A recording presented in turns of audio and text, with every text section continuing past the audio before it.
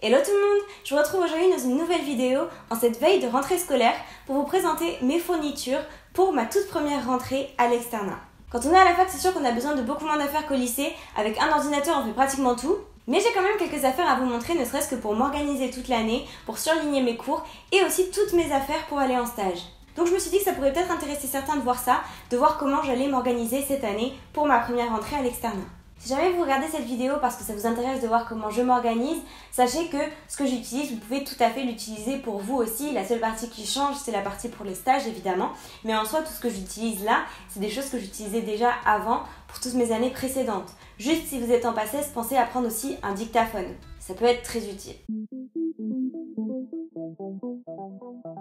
On va donc parler de deux catégories. Tout d'abord une catégorie plutôt théorique, avec tout ce qui va me servir à aller en cours et à bosser mes cours après, et une catégorie plutôt pratique, avec tout mon nécessaire pour aller en stage. Donc d'abord au niveau de la théorie, la première chose fondamentale dont je vais avoir besoin, c'est de mes livres, de mes polycopiés pour travailler. Si jamais ça vous intéresse, je pourrais vous faire une vidéo pour vous expliquer de façon plus précise comment fonctionne l'externat. Mais là, je vais juste vous présenter rapidement le principe de base pour que vous compreniez un peu de quoi j'ai besoin. En fait, les cours marchent par modules. Dans un semestre, on voit 2 modules, donc sur toute l'année, on en voit 4. Ainsi, les étudiants de la promo sont répartis en 4 groupes et donc on va ensuite s'alterner pour échanger de modules. Mais enfin bref, j'expliquerai ça de façon plus détaillée plus tard.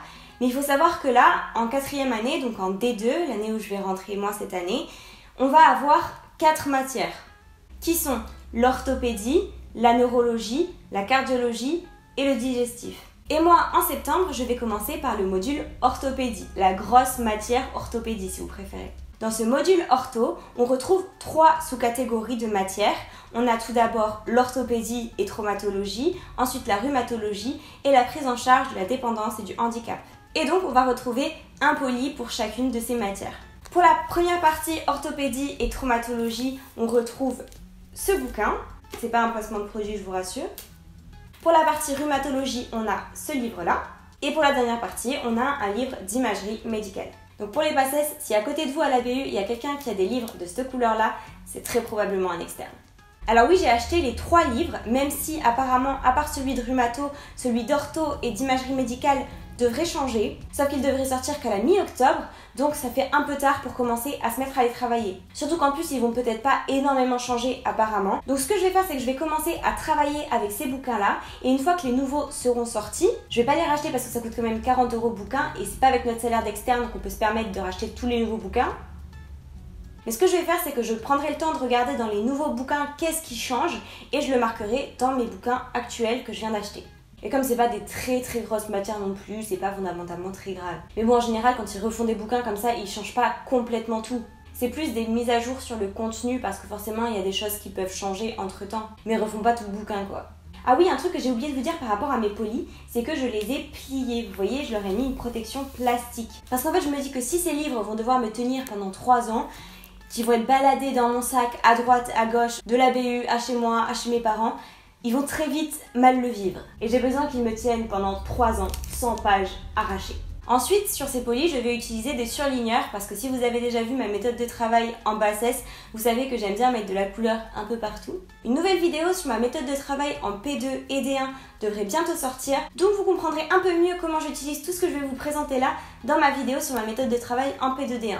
Donc pour ma première lecture, pour la toute première fois où je vois un cours, je commence par du surlignage. Et pour cela, j'utilise plein de couleurs, j'en ai vraiment énormément. Je suis le genre de fille à la BU qui prend 10 ans pour étaler toutes ces couleurs sur sa table et avoir bien le choix après. Et donc j'utilise si bien des stabilos de couleur normale que des stabilos pastel. J'aime bien ces stabilos-là, déjà parce que la couleur est un peu moins agressive à l'œil, je trouve, et ensuite parce que, vu qu'ils sont un peu moins pigmentés que les autres, ils traversent moins la page en général, et donc quand vous tournez votre feuille, vous ne vous retrouvez pas avec une énorme marque de stabilo qui a dégouliné et qui a bavé derrière. C'est pas le top, surtout quand vous avez payé 40 balles votre bouquin. Bon, j'ai toujours autant de surligneurs, mais par contre cette année, je vais essayer de vraiment me raisonner au niveau du surlignage et pas surligner des phrases entières. Vraiment faire du tri et juste sélectionner quelques mots, c'est très important et je vous en reparle dans ma méthode de travail. Ensuite, pendant ma deuxième lecture, j'utilise beaucoup de feutres stabilo pour resélectionner des informations importantes. Mais c'est là que ça change par rapport à ma méthode de travail en PACES. J'utilise aussi des feutres pour d'autres types d'informations que je veux sélectionner dans mon cours. Bon, et ensuite quand on arrive à ma troisième lecture, là j'utilise des feutres noirs. Et là en général, j'essaie de me faire un bon stock au début de l'année de feutres noirs parce que vraiment, je les saigne. Et ce qui est souligné en noir, c'est vraiment encore plus sélectif que tout le reste. C'est ce qu'il y a de plus important. Bon, et cette année, j'ai pris la grande résolution de faire des fiches. Oui, alors que jusque-là, je vous disais toujours que je déteste faire des fiches et que je n'en fais jamais. Sauf les fiches erreurs, évidemment, que là, je fais vraiment tout le temps. Mais sinon, des fiches qui résument les cours, ça, j'en fais jamais. Ou vraiment, si je sens que pour un cours, j'en ai absolument besoin. Mais en fait, cette idée m'est venue d'une réflexion, qui est que l'externat dure 3 ans. Chaque année, je vous ai dit, on a 4 modules. Là, rien que pour le module d'ortho, on a 3 polis. Pour le module de neuro, il y en a encore plus. Mais pour tous les autres, il y en a au moins 3, il me semble. Donc, dans 3 ans, ça m'étonnerait que pendant mes révisions pour les ECN, j'ai le temps de relire tous les polis que j'avais pendant ces 3 ans. Donc si je veux faire des révisions rapides, ou du moins juste ne pas me retaper tous les polis, il va bien falloir que je me mette à faire des fiches. Oui, ça m'a demandé beaucoup de réflexion. Ce qui me dérange en général avec les fiches, c'est que c'est hyper chronophage et j'ai toujours peur d'oublier des informations dans ma fiche qui en fait sont très importantes et au final du coup avoir une fiche qui sert à rien parce qu'il manque des informations, parce qu'elle n'est pas assez complète. Mais si elle est trop complète, bah ça sert à rien parce qu'il y a déjà tout le cours de recopier dessus, donc autant utiliser le cours de base et en plus ça prend énormément de temps à faire. Donc en fait quand je dois faire des fiches, je suis toujours en train de peser le pour et le contre et c'est toujours le contre qui l'emporte. Mais là je me suis dit que dès que j'allais commencer à voir un cours pour la première fois, j'allais déjà commencer à faire une fiche, du moins à commencer à marquer quelques informations dessus. Et ensuite, dès que je revois ce cours, j'essaye de rajouter des choses sur cette fiche pour que, forcément, au bout des 3 ans, je finisse par avoir une fiche qui soit assez complète, mais qui, sur le coup, à chaque moment, ne m'a pas pris trop de temps à faire. Donc on verra, j'y suis pas encore, c'est peut-être pas totalement réalisable ce que j'ai envie de faire. Je vous tiendrai au courant si jamais ça vous intéresse de voir si cette technique marche. Mais en tout cas, c'est ce que j'ai prévu de faire pour cette année. Donc ensuite, la question qui venait après, c'était est-ce que je fais des fiches plutôt papier ou plutôt sur l'ordinateur ?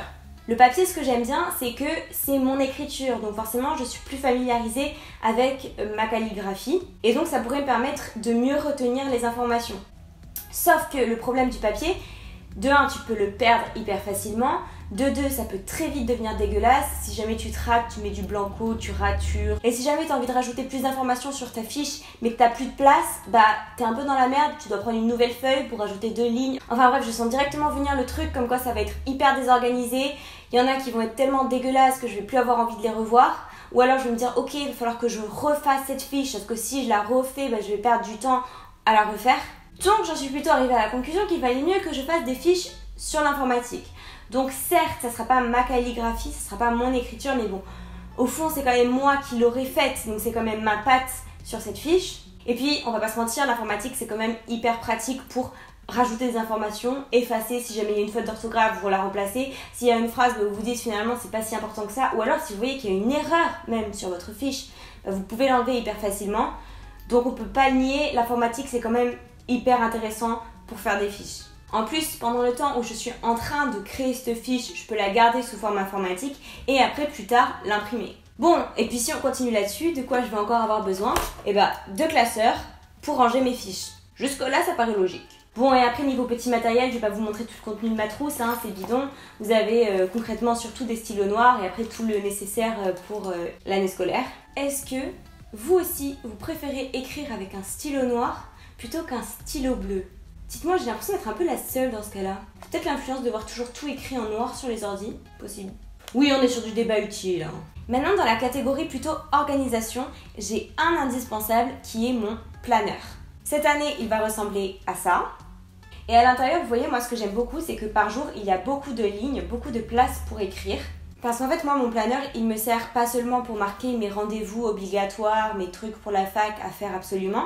Il me sert aussi à marquer quel cours je vais réviser quel jour. Souvent, je me pose le dimanche soir et je me dis, bon, ben voilà, cette semaine, ça serait bien que je fasse ça, ça et ça. Donc, je le marque au crayon à papier et comme ça, j'ai ma semaine de prête et je sais quel cours ça serait bien que je revoie cette semaine-là. En fait, c'est ce qui me permet de faire mon emploi du temps pour la semaine à venir, aussi bien pour ma vie quotidienne que pour mes révisions. Et après, un tout dernier élément aussi pour s'organiser que je vous présenterai dans une vidéo plus tard, enfin si ça vous intéresse bien sûr, n'hésitez pas à me le dire. mais j'utilise un bullet journal. Donc cette année, je l'ai pris sous cette forme. J'ai pris un tout petit. Je vous expliquerai un peu le pourquoi du comment et comment je m'en sers dans une vidéo spécialement dédiée à ça, si ça vous intéresse. Bon, et maintenant on va passer à la catégorie du matériel pour la pratique. Donc forcément, quand vous êtes étudiant en médecine, pendant vos stages, vous allez avoir besoin d'une blouse, mais aussi d'un stéthoscope qui coûte la blinde, parce que Littmann Quality, et aussi d'un marteau réflexe. Bon, et j'ai aussi une petite lumière qui peut servir, mais bon, après parfois ils vous laissent aussi utiliser la lumière de votre téléphone, donc...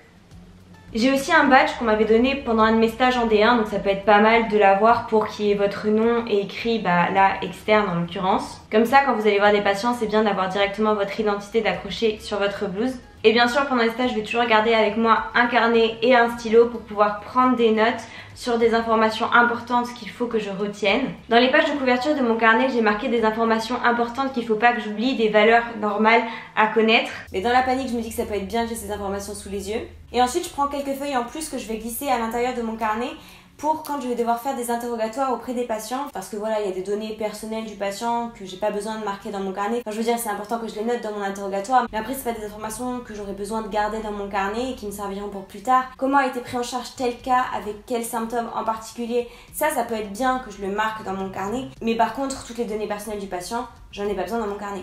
Donc voilà, toujours avoir un stylo dans ses poches de blouse, un marqueur, pourquoi pas. Pour l'instant, je vous avoue que je sais pas trop de quoi je vais avoir besoin en plus que ce que je viens de vous montrer. Mais éventuellement, je pourrais vous faire une petite update de ce qu'il faut avoir en stage une fois que je serai plus avancée dans l'externat et que je serai passée dans différents services. Mais pour l'instant, il me semble que j'ai le nécessaire. Mais bon, je tiens quand même à préciser que la rentrée n'a pas encore eu lieu.